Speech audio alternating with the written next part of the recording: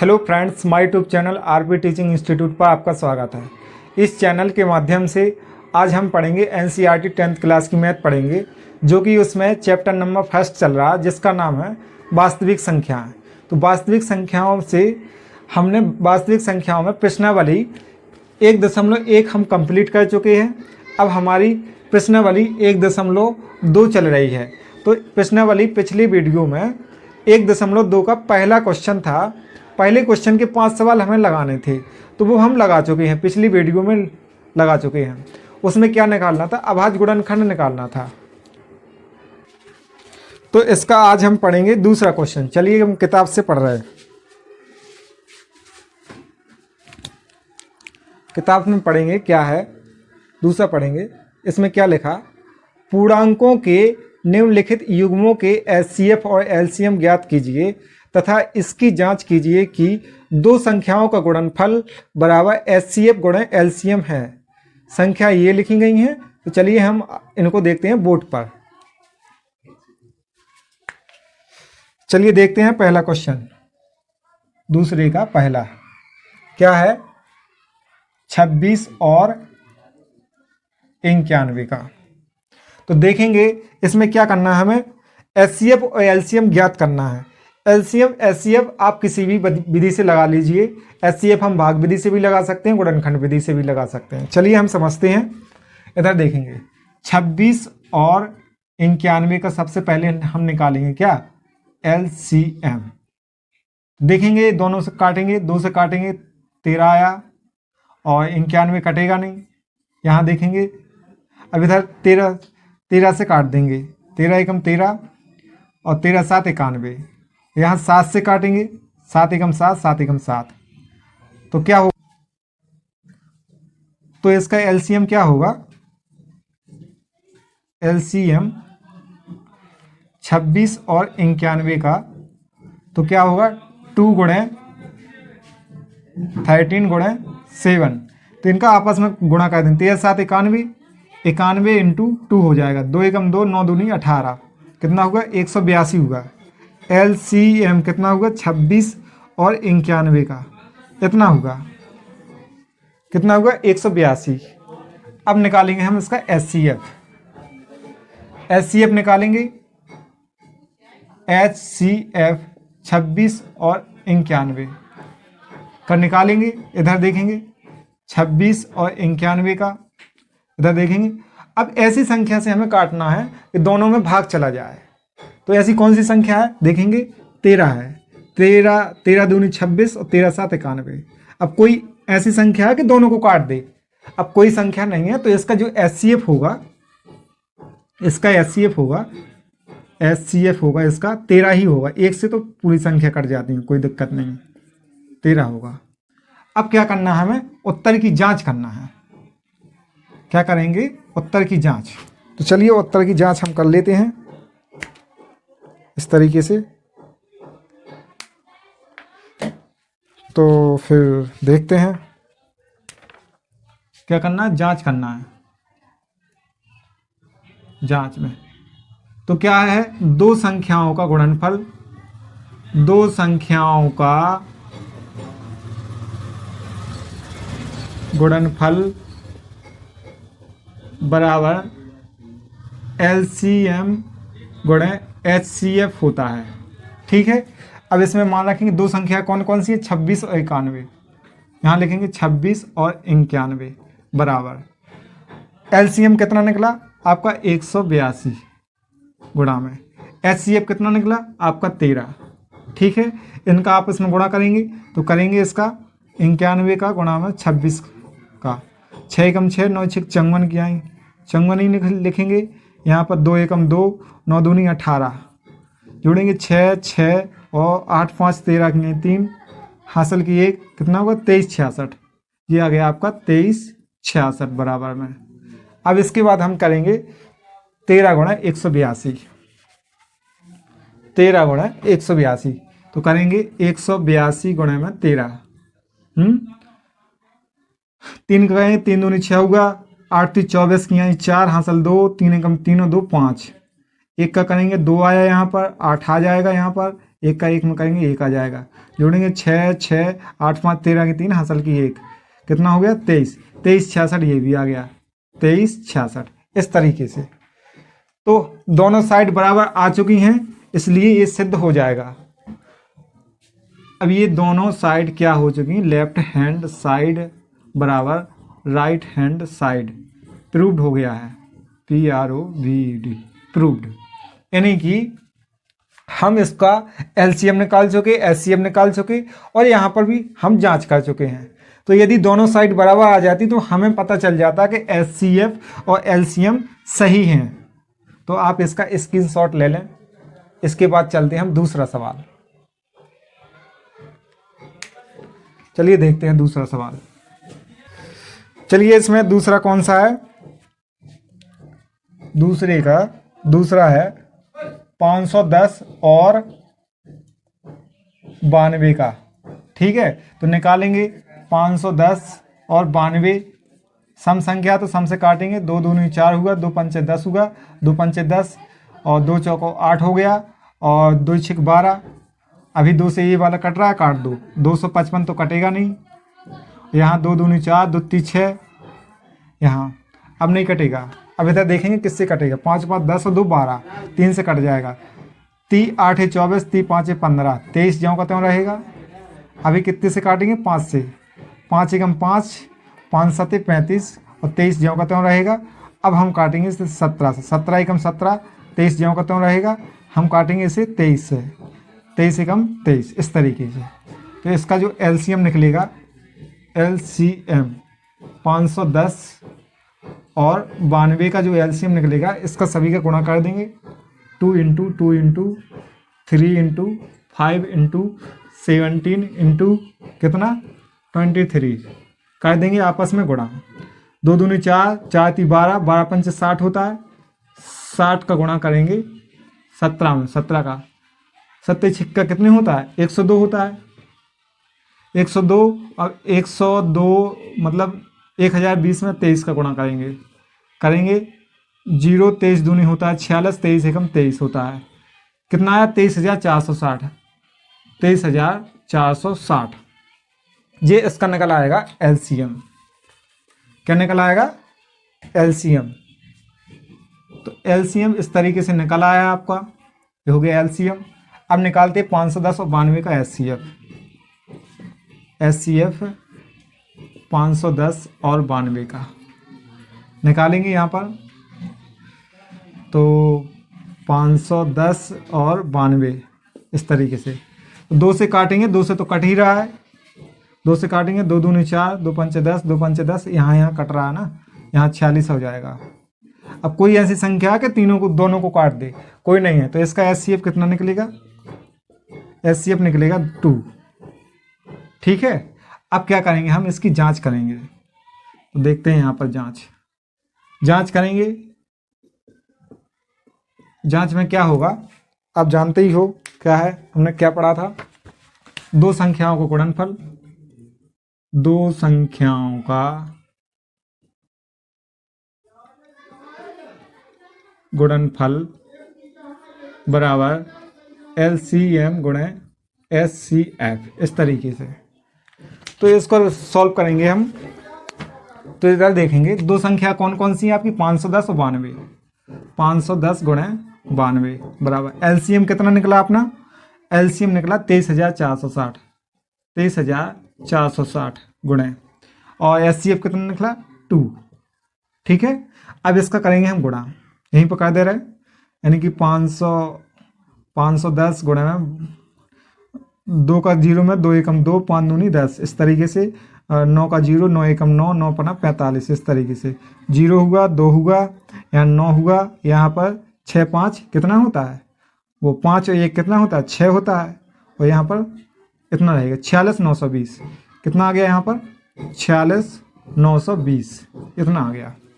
अब उसका गुणा करेंगे हम, कितना आता है ना। अब इधर देखते हैं, इसका 23,460 का गुणा करेंगे इसमें, तो 23,460 का गुणा करेंगे 2 का, 2 6 दूनी 12 की 2, 2 चौको 4 दूनी 8 और 1 कितना होता है 9 होता है, और 2 3 6 होगा और 2 दूनी 4, 46,920 ये हो गया आपका 46,920 इस तरीके से। तो उत्तर की जांच भी हो चुकी है आपकी इस तरीके से। क्या होगा, लेफ्ट हैंड साइड बराबर राइट हैंड साइड, क्या हो गया, प्रूव्ड हो गया इस तरीके से। तो हमने इसका एचसीएफ निकाला 2 आया, एलसीएम निकाला 23,460 आया। यहाँ पर हमने जांच कर ली, दोनों साइड बराबर हो गई, तो यानी कि अपना एचसीएफ और एलसीएम सही है इसका। चलिए स्क्रीनशॉट ले लीजिए।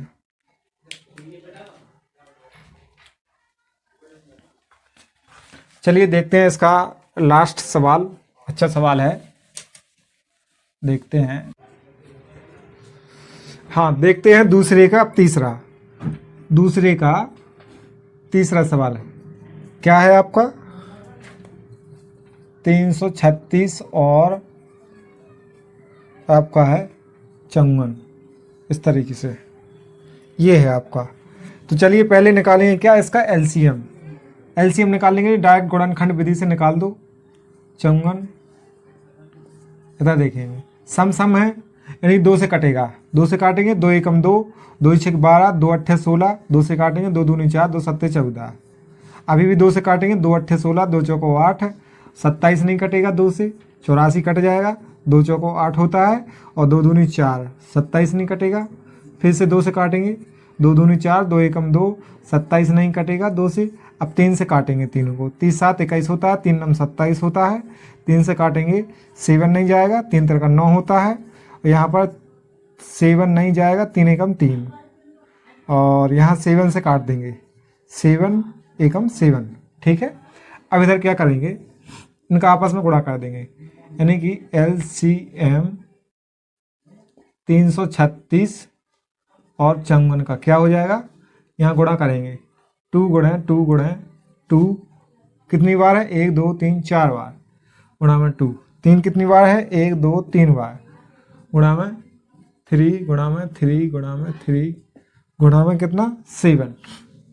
तो आपस में गुणा करेंगे इनका, 2 दूनी 4, 4 दूनी 8, 8 दूनी 16, 16 3 48, 48 30 करना है ना, इस 3 का करना है, 3 8 24 और 3 चौको 12, 12 13 14, 144। फिर इस 3 का करेंगे, 3 चौको 12, 3 चौको 12 13, 3 एकम 3, तीनों 1 4। फिर 7 का करेंगे, 7 दूनी 14, 7 3 21 और 22 और 7 चौको 28, 28 और 2 30, 30 24 हुआ, 30 24 ये निकल आया, क्या निकल आया आपका एलसीएम निकल आया इसका 30 24, एलसीएम 336 और 54 का ये निकला 324। अब निकालेंगे क्या एचसीएफ, तो एचसीएफ निकालेंगे, एचसीएफ 336 और 54 का।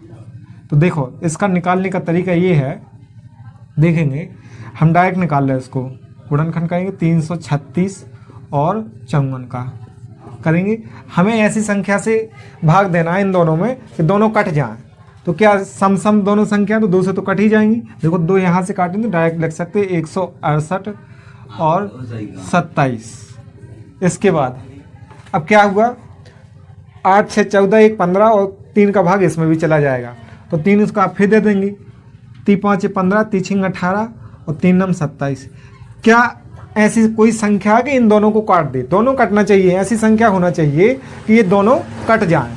क्या है, कौन सी संख्या है ऐसी, तो इसके अलावा देखो 3 3 का 9 होता है, 4 से कटेगा नहीं है ना, 4 से ही कटेगा नहीं, तो बस यही है। इसका एचसीएफ कितना हो जाएगा, एचसीएफ 336 और 54 का जो एचसीएफ निकलेगा 2 गुणे 3 हो जाएगा, 3 दूनी कितना हो जाएगा 6 हो जाएगा। इस तरीके से इसका एचसीएफ निकल आएगा 6। तो फिर अब देखते हैं यहाँ पर तो उत्तर की जांच बनेगा नहीं, तो पहले आप इसका स्क्रीनशॉट ले लें, फिर इसके बाद हम लिखते हैं उत्तर की जांच करेंगे।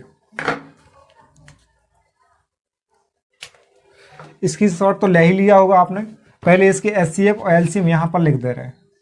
यहाँ पर एलसीएम क्या है, इसका एलसीएम कितना है आपका, ये निकला 30 और 24, 30 और 24। एचसीएफ कितना निकला आपका, यहाँ 6 निकला। अब इसको मिटा के हम इसकी कर रहे हैं जांच। तो देखेंगे, इसकी जांच करेंगे। अब इधर देखते हैं, जांच करते हैं। जांच में जांच करेंगे तो क्या जानते हो आप, दो संख्याओं का गुणनफल इक्वल टू एलसीएम गुणे HCF ये होता है। यानी दोनों साइड बराबर हम इसे सॉल्व करेंगे, दोनों साइड यदि बराबर आ गई होंगी तब हमारा ये सही है, एलसीएम और HCF। चलिए हम चेक करते हैं इसको। तो दो संख्या कौन सी संख्या होंगी, ये होगी 336 और 54। इन दोनों का ही तो हमने एलसीएम निकाला था, HCF निकाला था। तो देखेंगे हम इनका गुणा करेंगे, 336 गुणे में 54 बराबर में एलसीएम कितना है आपका 30 और 24 गुणा में HCF कितना 6 है। तो आपस में इनका गुणा कर देंगे, 336 गुणे में 54 का गुणा करेंगे। 4 छिंग कितना होता है 24 होता है, 4 3 कितना होता है 12, 12 और 2 कितना होता है 14 होता है, 4 3 12 होता है, 12 1 13 होता है। इस तरीके से 5 का करेंगे, 5 6 का 30 का 0 होता है, 5 3 15 होता है, 15 और 3 कितना होता है 18 होता है, और 5 3 15 1 16 होता है। अब जोड़ेंगे 4 आया, यहाँ पर 4 आ गया यहाँ पर, और इसके बाद देखा 8 3 11 की 1 होता है, और हासिल की 6 1 7 1 8 है, और यहाँ पर भी 1 रहेगा। 18 144 आया है। इसका गुणा क्या आया 18 144 बराबर। अब इसका उसमें देखते हैं, उसका देखते हैं, उसका भी गुणा कर रहा है। इधर देखेंगे 30 और 24 का, 30 और 24 का गुणा करेंगे। 6 का करेंगे, 6 चौका 24 की 4 होता है, 6 दूनी 12 होता है, 12 और 2 कितना होता है 14, 14 को पूरा लिखेंगे क्योंकि यहाँ पर 0, 6 3 18 लिखेंगे, सीधा आ गया 18 144 आ गया। कितना आ गया 18 144। ठीक, अब इधर देखेंगे 18 144 दोनों साइड आ चुका है, यानी कि जो हमने एलसीएम निकाला है एचसीएफ निकालना एकदम बिल्कुल सही है, क्योंकि ये दोनों साइड बराबर हो चुकी है। लेफ्ट हैंड साइड बराबर राइट हैंड साइड क्या हो गया, प्रूव्ड हो गया। इस तरीके से हमें उत्तर की जांच करना है। अभाज्य गुणनखंड विधि से एलसीएम एचसीएफ निकाल लेंगे, फिर उनकी जांच इस तरीके से निकाल लेंगे आराम से। यदि जांच में यानी दोनों साइड बराबर होती हैं तो हमारा एलसीएम एचसीएफ बिल्कुल सही है। चलिए देखते हैं इसके बाद नेक्स्ट सवाल कौन सा है। और नेक्स्ट सवाल है आपका, नेक्स्ट है आपका तीसरा सवाल। इसमें तीसरा देखेंगे, तीसरे में पढ़ा के बता दे रहा है आपको किताब से। इसमें तीसरा सवाल है, अभाज्य गुणनखंड विधि द्वारा निम्नलिखित पूर्णांकों के एचसीएफ और एलसीएम ज्ञात कीजिए। पहला क्वेश्चन ये है, दूसरा ये है, तीसरा ये है। इनका क्या करना है, हमें अभाज्य गुणनखंड विधि द्वारा निकालना है एचसीएफ और एलसीएम, जो कि कक्षा हम 6 7 8 9 तक पढ़ते आए हैं, फिर भी इसको दोबारा हम दोहरा लेते हैं हाई स्कूल में, फिर भी सीख रहे हैं। अभाज्य गुणनखंड विधि द्वारा निकालेंगे इसका। कौन सा सवाल है ये, तीसरे का पहला सवाल लगा रहा है। पहला क्या है अपना 12 15 और कितना है 21। तो इनके अभाज्य गुणनखंड, हमें प्रत्येक संख्या का अलग अलग गुणनखंड निकाल लेना है। जैसे 12 का हम करेंगे गुणनखंड यहाँ से 2 2 6 12 है ना, 2 से काटेंगे 3 आया, यहाँ पर 2 3 6 होता है, 3 एकम 3। तो यहाँ पर 12 के जो गुणनखंड होंगे क्या होंगे 2 × 2 × 3 होगा। इसके बाद हम 15 का निकाल दे रहे हैं, 15 का निकालेंगे तो 3 से काटेंगे, 3 5 15 होता है, 5 एकम 5 होता है। तो 15 का जो गुणनखंड होगा क्या होगा 3 × 5 होगा। इसके बाद हम निकालते हैं 21 का, 21 का निकाल दे रहे हैं, 30 7 21 होता है और 7 एकम 7 होता है। इस तरीके से तो 21 का क्या हो जाएगा आपका 3 × 7। तो फिर क्या निकालेंगे पहले, चलिए हम निकालते हैं इनका एलसीएम पहले निकालते हैं, ठीक है। एलसीएम निकालेंगे, ठीक है। एलसीएम में क्या करेंगे, सभी संख्याओं को लेना है, चाहे ज़्यादा हो, ज़्यादा से ज़्यादा लेना है। यहाँ पर 2 की पावर 2 बार है, यहाँ कहीं नहीं है तो कोई दिक्कत नहीं है, इसको ले लो आप। 2 × 2 हो जाएगा गुणा में। 3 देखना है, यहाँ पर 3 यहाँ पर भी है, 1 बार है, यहाँ पर भी 1 बार है, कहीं 2 बार होता तो 2 बार लेते, ज़्यादा से ज़्यादा लेते है ना। तो 1 बार है तो 1 ही बार लेंगे इसको। यदि यहाँ पर 2 बार होता 3 3 तो 2 बार लेते, अधिकतम लेते इसका। अब इसके बाद क्या है, यहाँ पर 5 है तो 5 को भी लिखेंगे, इसमें नहीं है तो कोई दिक्कत नहीं है, पूरा लिख देंगे। यहाँ पर 7 है, 7 लिख देंगे। अब आपस में इनका कर देंगे गुणा, 2 दूनी 4, 4 ती 12, 12 पंचे 60 होता है, और 60 गुणे कितना होता है 7, 7 छिंग 42 यानी 420 होता है। यानी कि जो एलसीएम आएगा इसका कितना आएगा, एलसीएम कितना आएगा 420, एलसीएम कितना आएगा 420। तो एलसीएम आपका अभाज्य गुणनखंड विधि से निकल चुका है। अब देखते हैं इसका HCF, HCF high common factor. तो एचसीएफ में क्या होता है कि वो गुणनखंड हमें लिखना है जो तीनों में कॉमन आना चाहिए। ये तीनों संख्या हैं, तीनों के गुणनखंड में वो कॉमन आना चाहिए। तो ऐसी कौन सी संख्या जो आ रही है कॉमन, तो आपकी सिर्फ 3 ही है, 3 इसमें भी आ रहा, 3 इसमें भी आ रहा, 3 इसमें भी आ रहा है, और एक एक बार आ रहा है। तो केवल इसका जो एचसीएफ होगा केवल 3 होगा। तो इस तरीके से आपको ये वाले सवाल करने हैं। तो आप पहला सवाल हम कर चुके हैं, इसका स्क्रीनशॉट ले लें आप, फिर इसके बाद चलते हैं दूसरा सवाल। तो ले चुके आप स्क्रीनशॉट, चलते हैं दूसरा सवाल। इसमें बस एक था कि एचसीएफ निकालना था भाग विधि से, तो वो भी हम सीख चुके हैं। चलिए इसका दूसरा सवाल ले लेते हैं। दूसरा सवाल क्या है आपका, 17 है, 23 है, और आपका कितना है 29। इसका करना है, देखेंगे अब इसको। अब देखना इस सवाल में क्या है, ये तीनों संख्या कैसी दिख रही है आपको, ये तीनों संख्या अभाज्य गुणनखंड है, मतलब अभाज्य संख्या है। तो ये बहुत आसान हो जाएगा। तो एलसीएम निकालेंगे इसका, 17 का गुणनखंड होगा, क्या होगा 17 एकम 17। तो 17 एकम 17 होता है इसका, 17 का जो गुणनखंड होगा 17 गुणे 1 होगा। इसी प्रकार 23 का है, तो फिर 23 से ही काटेंगे इसको, 23 एकम 23, 1 आ ही जाएगा, यहाँ पर भी आ जाएगा। तो 23 का जो गुणनखंड होगा क्या होगा 23 गुणे 1। 1 का कोई मतलब नहीं होता, 1 चाहे जितनी बार कर दो बस इतना ही रहेगा। इसके बाद हम देखते हैं 29 का, 29 का देखेंगे, 29 का 29 से ही काटेंगे, 29 एकम 29, और 29 का कितना हो गया 29 गुणे में 1 होता है। अब निकालते हैं क्या, एलसीएम निकालते हैं, एलसीएम। तो क्या करेंगे, इन तीनों संख्याओं को गुणा कर देंगे, बस सिंपल सी बात है। 17 गुणे 23 होता है और 29 होता है। इनका करेंगे 23 और 17 का, तो यहाँ 23 में करेंगे 17 का गुणा, पहले करेंगे 17 की 51 होता है, 51 की 1 हासिल की 5, 17 दूनी 34, 34 और 5 कितना हो गया 39। अब यहाँ पर अब करना 17 को तो कर दिया, 17 और 23 का हो चुका है। अब करेंगे 29 का करेंगे, यहाँ पर 29 का करेंगे, 9 एकम 9 होगा, और 9 9 81 होता है, 81 की 1 लिखेंगे, हासिल 8 होगा, और 9 की 27, 27 और 8 कितना हो गया 35 होता है।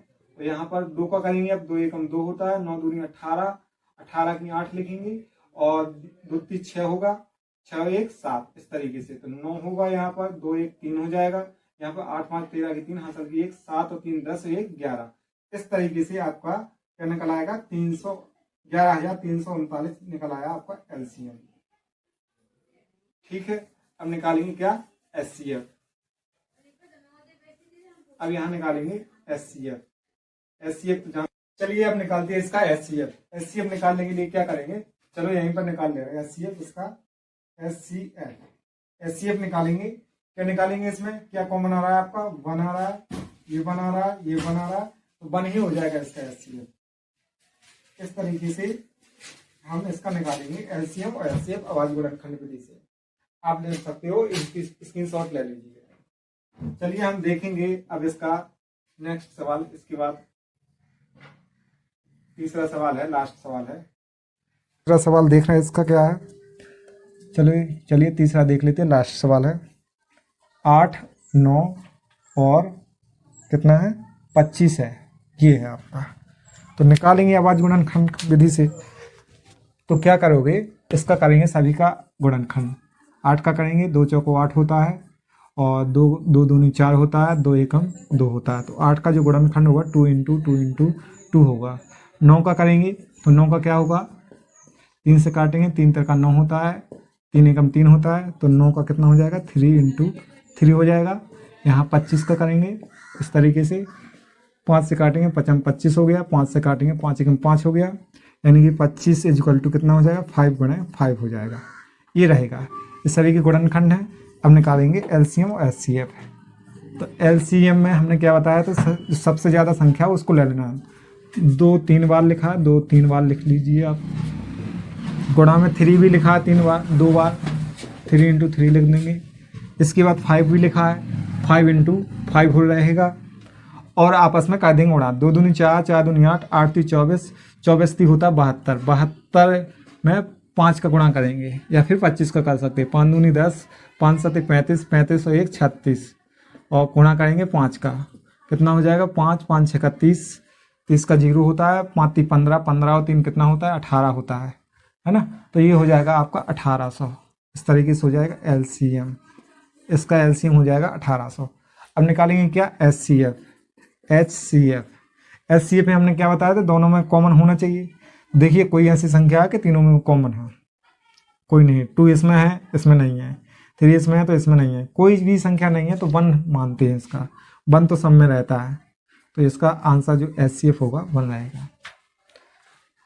चलिए हम प्रश्नावली 1.2 के तीसरे क्वेश्चन के हम तीनों सवाल लगा चुके हैं। आप इसका स्क्रीनशॉट ले लें, इस तरीके से स्क्रीनशॉट ले लें। चलो चलते हैं इसके बाद अगला सवाल, चौथा सवाल।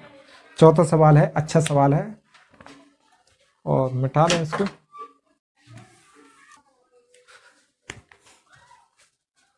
तो किताब से पढ़ेंगे चौथा सवाल, इसका जो है चौथा। क्या लिखा है इसमें, एचसीएफ 306,657 बराबर 9 दिया है। एलसीएम 306 और 657 ज्ञात कीजिए। हमें इस दोनों संख्याओं का हमें क्या दिया गया, एचसीएफ दिया गया है, हमें निकालना है एलसीएम। तो एलसीएम हम आराम से ज्ञात कर लेंगे। चलिए तो देखते हैं बोर्ड पर, इधर देखेंगे। इसमें जो चौथा सवाल है आपका, इसमें हमें एचसीएफ दिया गया, जो दिया गया, क्या दिया गया अपने पास में वो लिखना ना, दिया गया है, क्या दिया गया, हमें एचसीएफ दिया गया। एचसीएफ बराबर कितना दिया गया, एचसीएफ यानी कि कितना, कितनी संख्या का, 306 और 657, यानी कि संख्या एक ये है और एक ये है। ये ए बराबर है, ये बी बराबर मान लेते हैं अपन। कितना दिया गया एचसीएफ, 9 दिया गया। हमें ज्ञात क्या करना है, एलसीएम। एलसीएम ज्ञात करना 306 और 657, ये चीज़ हमें ज्ञात करनी है। तो फिर हम आराम से ज्ञात कर सकते हैं। अभी इसके पहले हमने दो संख्याओं का गुणनफल बराबर एलसीएम गुणे एचसीएफ पढ़ा है, तो वही वाला फॉर्मूला हमें लगा देना है। तो चलिए हम अभी लगाते हैं इसको। तो देखेंगे एक फॉर्मूला होता है आपका, तो हम जानते हैं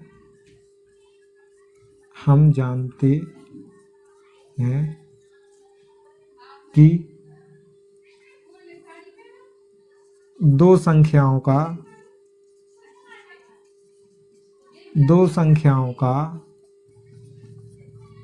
गुणनफल बराबर क्या बताया था, एलसीएम गुणे एचसीएफ, ये होता है।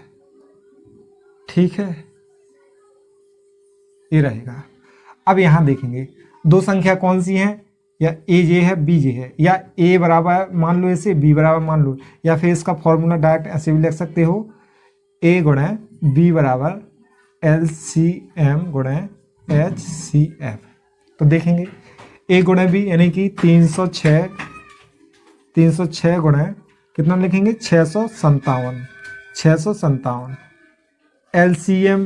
एलसीएम हमें दिया नहीं गया है, क्या दिया गया, एचसीएफ यानी 9 दिया गया है। तो घबराने की कोई बात नहीं है। अब यहाँ जो चीज संख्या गुणा में है, इसमें ये भाग में चली जाएगी।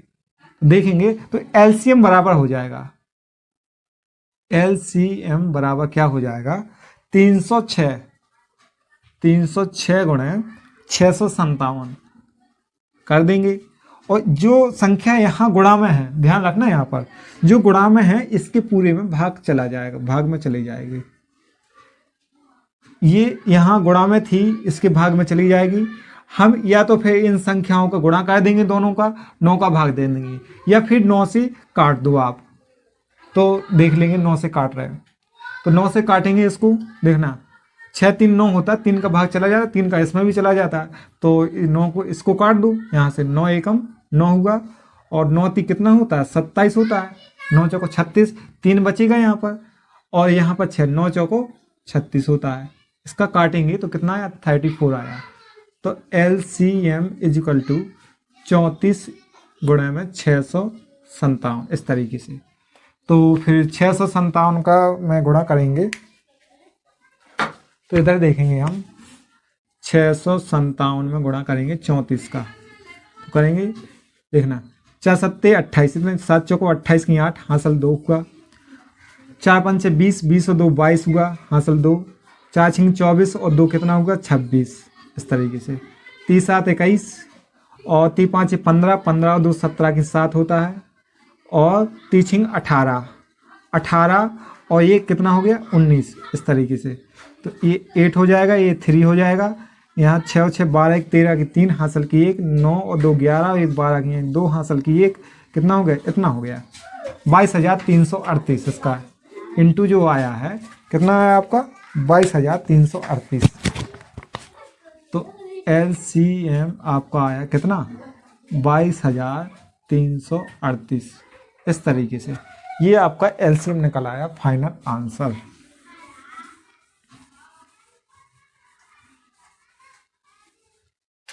ये निकल चुका आपका फाइनल आंसर, ये आपका निकला है LCM, ये आपका आंसर रहेगा इस तरीके से। तो इस सवाल में आप घबराना नहीं, आराम से 1-2 बार लगा लेना, प्रैक्टिस में आ जाएगा। ये जरूर एग्जाम में पूछता है, 1 या 2 नंबर में जरूर पूछता है, या ऑब्जेक्ट में पूछ लेगा इस तरीके से। तो आप इसका स्क्रीनशॉट ले लें। चलिए हम पढ़ते हैं, इसके बाद नेक्स्ट सवाल है 5वां सवाल। 5वां सवाल भी अच्छा है, समझते हैं उसको आसान भाषा में, कोई दिक्कत नहीं। 5वां सवाल डालेंगे, इसका क्या है 5वां सवाल। चलिए हम किताब में समझ लेते हैं, किताब से पढ़ लेते हैं। इधर देखेंगे, पढ़ेंगे, पढ़ो इसको। क्या है 5वां सवाल, जांच कीजिए कि क्या किसी प्राकृतिक संख्या n के लिए संख्या 6 की पावर n अंक 0 पर समाप्त हो सकती है। इसमें क्या करना है, 6 की पावर n अंक 0 पर समाप्त हो सकती है। तो इसमें ये करना है, 6 की पावर जितनी भी हम घात चढ़ाएंगे, प्राकृतिक संख्या क्या होती है 1 से शुरू होती है, 1 2 3 4 5 6 ऐसे अनंत तक चली जाती हैं, है ना। तो यही होती है, इस पे कोई भी घात चढ़ा दो आप तो 0 पर समाप्त होना चाहिए, बट ऐसा नहीं होगा। पता है क्यों? क्योंकि 6 का जो गुणनखंड होता है 2 × 3 होता है। यदि आपका 2 × 5 होता है, यानी 2 × 5 होता, तो 5 दूनी 10 होता है, तब 0 पर समाप्त होता। चलिए इसको सीखते हैं, जांच करते हैं। तो यहाँ पर हमें क्या सीखना है, किसी प्राकृतिक संख्या 6 की पावर n अंक पर 0 पर समाप्त होता है, यानी कि किसी प्राकृतिक संख्या, ये हमें सिर्फ बताना है, संख्या 6 की पावर n अंक 0 पर या 0 पर समाप्त हो।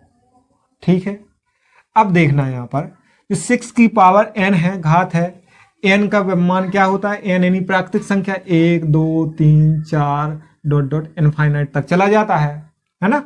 तो कोई भी हम इसमें घात चढ़ा दें, 6 की पावर रख दें, हम मान लीजिए 1 रख दें, 1 रखेंगे तो 6 आएगा, यानी 6 की पावर कितना रख रहे हैं, यानी 2 रखेंगे तो कितना आ जाएगा, 6 × 6 कितना आता है 36 आता है।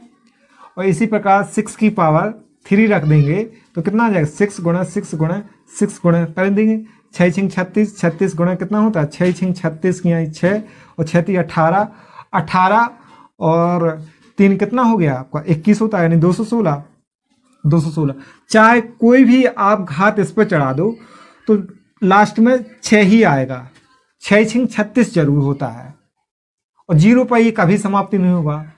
अब क्यों नहीं होगा, इधर देख रहे हैं, जो 6 है 0 पर समाप्त वह संख्या होगी, यहां लिखेंगे 0 पर वह संख्या समाप्त होगी जिसके गुणनखंड, जिसका गुणनखंड या जिसके गुणनखंड, जिसके गुणनखंड 2 × 5 हो, क्या हो, 2 × 5 हो, तभी, क्योंकि 5 दूनी 10 होता है। लेकिन यहाँ पर क्या है, लेकिन यहाँ लिखेंगे, लेकिन यहाँ 6 के गुणनखंड 2 × 3 है, तो इसलिए 6 की पावर n 0 पर समाप्त नहीं होगी। ठीक है, इतना इसमें कॉन्सेप्ट था और कुछ नहीं है। तो आप इसका स्क्रीनशॉट ले लें। सवाल अच्छा है समझने के लिए, फिर से समझ लेते हैं हम। देखना, इसमें हमसे ये पूछा है कि सिद्ध कीजिए कि 6 की पावर कोई प्राकृतिक संख्या है, 6 की पावर n अंक 0 पर समाप्त हो, है ना, ये पूछा है। तो n क्या है, नेचुरल नंबर। प्राकृतिक संख्या क्या होती है, नेचुरल नंबर। तो 6 की पावर ऐसी संख्या होना चाहिए कोई भी, तो 0 पर समाप्त होगा। लेकिन हम देख चुके हैं कोई भी संख्या के ऊपर 6 की पावर कोई भी चढ़ा दो आप, तो 6 ही आएगा, 0 पर समाप्त नहीं होगा। और 0 पर समाप्त होने के लिए क्या चाहिए हमें, गुणनखंड 2 × 5 चाहिए। क्या चाहिए, 2 × 5 चाहिए। तो इसके जो गुणनखंड है 2 × 5 नहीं है, इसलिए क्या है, ये 0 पर समाप्त नहीं होगा। तो आप इसका स्क्रीनशॉट ले लें। सवाल अच्छा है। चलिए ठीक है, इसके बाद देखते हैं हम नेक्स्ट सवाल।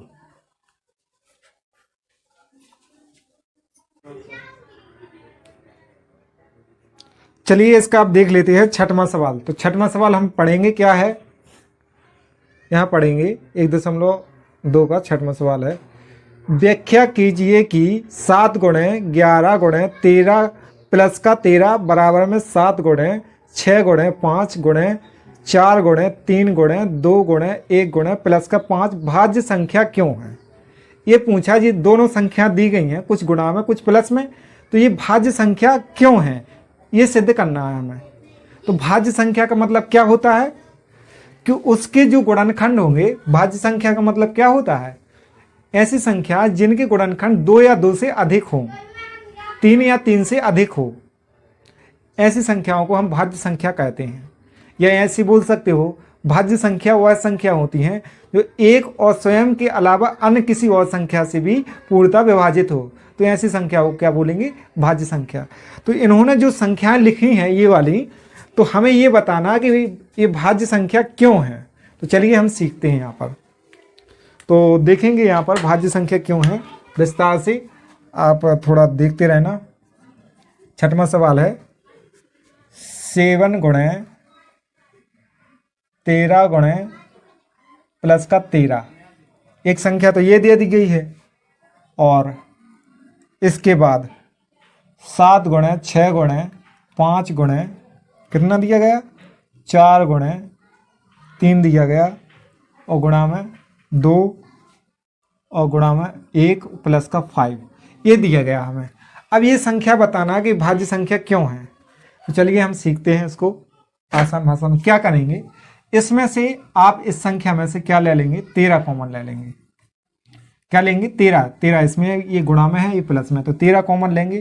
तो क्या आएगा यहाँ पर, 7 × 11 × अब यहाँ पर 1 रहेगा क्योंकि 13 तो बाहर चला गया, 1 यहाँ पर और 1 यहाँ पर, इस तरीके से। और सॉल्व कर रहे हैं इसको, तो 13 × तो ज्यों का त्यों है। अब 1 का गुणा 1 में करेंगे तो 11 होगा, 11 7 77 होगा, 77 में 1 जोड़ देंगे, 77, ये प्लस का 1 है, ये जोड़ देंगे, है ना। तो 13 × कितना हो जाएगा, 78 हो जाएगा, है ना। 13 × 78 हो जाएगा, 13 × 78, 78 हो गया ये 13। ठीक है, 13 तो हम ले लेंगे, 13 तो एक गुणनखंड है, 78 की हम कर रहे हैं गुणनखंड, तो 78 करेंगे। देखो 13 × 78 होता है 13 से, 13 एकम 13, 13 26, 13 39, 13 चौको 52, 13 पन 65, 13 छिंग 78, 6 बार में गया, 6 बार में। इसको 2 से काटो, 2 × 6 और 3 एकम 3।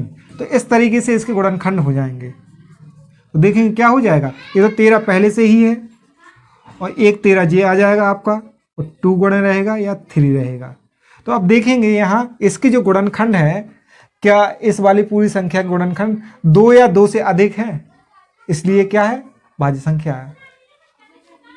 अतः इस संख्या के गुणनखंड, यहां ये गुणनखंड ही हैं इस संख्या के, अतः इस संख्या के गुणनखंड 2 या 2 से अधिक है, इसलिए यह संख्या भाज्य संख्या होगी। क्लियर। तो इस तरीके से हमें भाज्य संख्या सिद्ध करना है। ये क्या होगी, भाज्य संख्या होगी, क्योंकि इसके जो गुणनखंड है हमने सॉल्व किया, सॉल्व करने के बाद क्या है, भाज्य संख्या है, इसके अधिक गुणनखंड है, 2 या 2 से अधिक गुणनखंड है, इसलिए ये क्या होगी, संख्या भाज्य गुणनखंड होगी। तो चलिए हम इसको भी सॉल्व कर लेते हैं। तो इधर देखेंगे, ये तो थोड़ा गुणा किया था हमने, ट्राई किया था। चलिए यहाँ देखते हैं, इसमें से देखना क्या चीज़ कॉमन आ रही है। 5 यहाँ प्लस में, ये सारी संख्या क्या है, गुणा में है, तो इसलिए इसको 5 को कॉमन ले लेते हैं। यहाँ से 5 कॉमन लिया हमने, तो क्या बचा, 7 गुणे 6 गुणे कितना हो जाएगा, यहाँ पर 1 बचेगा, कुछ नहीं बचेगा तो 1, यहाँ 4 गुणे 3 गुणे 2 गुणे 1 प्लस का कितना हो जाएगा, यहाँ पर 5 तो चला गया तो 1 रहेगा यहाँ पर। तो सॉल्व करेंगे इसको, 5 रहेगा यहाँ पर, आपस में सभी का गुणा कर दें। 7 छिंग 42 होता है, 42 चौको 42 करेंगे, 42 का 4 का गुणा करेंगे, इसका तो कर दिया 7 छिंग 42, 4 का करेंगे, 4 दूनी 8 होता है और 4 चौको 16 होता है। फिर इस 3 का करेंगे या फिर सीधे 6 का कर देंगे, 3 दूनी 6 और 1 जे है तो 6 का करेंगे यहाँ पर। 8 छिंग 48 में 8 हुआ और 6 छिंग 36, 36 और 4 कितना 40 हासिल किया, 4 6 एकम 6 और 4 10 हो गया, यहाँ पर इतना हो गया और प्लस का 1 जी है, तो इसका हमने इतने का गुणा किया तो कितना आया, 1008 आया और प्लस में ये 1 रहेगा जो कहते हूँ। तो इधर देखेंगे तो क्या हो जाएगा, यहाँ पर रहेगा 5 इंटू 1009 रहेगा, यहाँ पर कितना रहेगा, 1000 कितना 9 हो जाएगा, 1 जुड़ जाएगा तो 1000। तो इधर देखेंगे हम क्या हो गया, 5 गुणे कितना हो जाएगा, 108 में 1 जोड़ेंगे कितना हो जाएगा, 109 हो जाएगा, 109। तो इधर देखेंगे 5 और 109 क्या है, अलग गुणनखंड है, और मतलब अभाज्य संख्या जो होती हैं एक या स्वयं होना चाहिए, लेकिन इसकी तो 2 या 2 से अधिक है, इसके भी 2 गुणनखंड है, इसकी और भी अधिक आ सकेंगे, है ना गुणनखंड। तो अतः इसको भी अपन कह देंगे, अतः इस संख्या में 2 या 2 से अधिक गुणनखंड है, इसलिए यह संख्या भी भाज्य संख्या होगी। राइट। इस तरीके से यहाँ क्या है कि 5 गुणे 1009 ये भी तो गुणनखंड है ना, 2 या 2 से अधिक है, 2 है या 2 से अधिक है, तो इसलिए क्या है, ये संख्या क्या होगी, भाज्य संख्या। कोई दिक्कत नहीं है, आप ये सरल सवाल है वो आप इस तरीके से लगा लेंगे और कोई इसमें प्रॉब्लम नहीं आएगी और इजी सवाल है। तो चलिए आप इसका स्क्रीनशॉट ले लें, रह चुके आप इसका स्क्रीनशॉट ले लीजिए, लो। अब इधर देखते हैं, चलिए देखते हैं प्रश्न नंबर संख्या 7वां देखते हैं 1.2 का। तो चलिए किताब से पढ़ते हैं, इसको देखते हैं, पढ़ेंगे क्या लिखा किसी खेल के मैदान के चारों ओर एक वृत्ताकार पथ है। इस मैदान का एक चक्कर लगाने में सोनिया को 18 मिनट लगते हैं, जबकि इसी मैदान का एक चक्कर लगाने में रवि को 12 मिनट लगते हैं। मान लीजिए वे दोनों एक ही स्थान और एक ही समय पर चलना प्रारंभ करके एक ही दिशा में चलते हैं। कितने समय बाद वे पुनः प्रारंभिक स्थान पर मिलेंगे। इनका कहने का मतलब है एक वृत्ताकार पथ है तो दोनों चक्कर लगाते हैं, एक ही स्थान से शुरू करते हैं, एक ही समय से एक साथ, तो पुनः भी कौन से समय पर मिलेंगे, दोनों कौन सा टाइम होगा जो दोनों मिल जाएंगे। तो चलिए हम देखते हैं इसको बोर्ड पर। तो देखेंगे पहले उसने जो दिया, जैसे मान लीजिए समझेंगे यहाँ पर, मान लीजिए एक आपका ये है वृत्ताकार पथ है, इस तरीके से वृत्ताकार पथ है। मान लीजिए एक प्रारंभिक स्थान ये है उनका, तो दोनों यहाँ से चलना प्रारंभ कर रहे हैं। कौन? सोनिया और रवि। सोनिया और रवि। तो जो सोनिया को 18 मिनट लगते हैं और रवि को लगते हैं आपको 12 मिनट, यानी कि रवि ज़्यादा फास्ट चलता है, यानी कि बहुत तेज दौड़ता है। तो हमें ये बताना है कि दोनों जब दौड़ेंगे तो कौन सा समय होगा जब प्रारंभिक स्थान पे दोनों मिल जाएंगे। चलिए हम देखते हैं यहाँ पर। तो क्या है, 7वां सवाल है इसका। तो यहाँ लिखेंगे सोनिया को वृत्ताकार पथ का चक्कर लगाने में, एक चक्कर लगाने में, है ना, सोनिया को वृत्ताकार पथ का एक चक्कर लगाने में लगा समय कितना लगता है? 18 मिनट। 18 मिनट लगता है। और इसी प्रकार रवि को कितना लगता है? रवि को लगता है आपका 12 मिनट। तो वो कौन से स्थान पर मिलेंगे?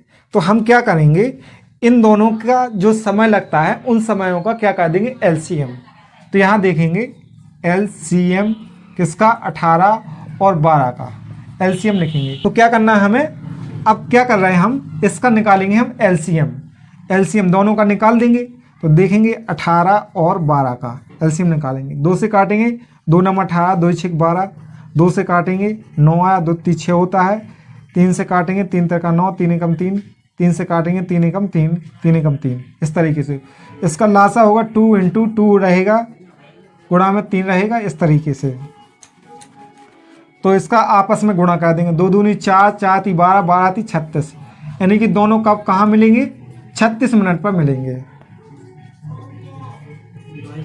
कितना मिलेंगे? 36 मिनट पर मिलेंगे। तो अतः लिख देंगे वे दोनों पुनः स्थान पर 36 मिनट में मिलेंगे। तो इसी क्वेश्चन के साथ में ये आपका आंसर रहेगा। इसी क्वेश्चन के साथ में प्रश्नावली 1.2 समाप्त होती है। अब हम क्या है कि इनके जितने भी सवाल हैं हम अच्छे से डिस्कस कर चुके हैं। अब जो पढ़ेंगे 1.3 वेरी मोस्ट इम्पोर्टेंट प्रश्नावली है। चलिए मिलते हैं हम अगले वीडियो में। मिलते हैं हम अगले वीडियो में प्रश्नावली 1.3 को लेकर।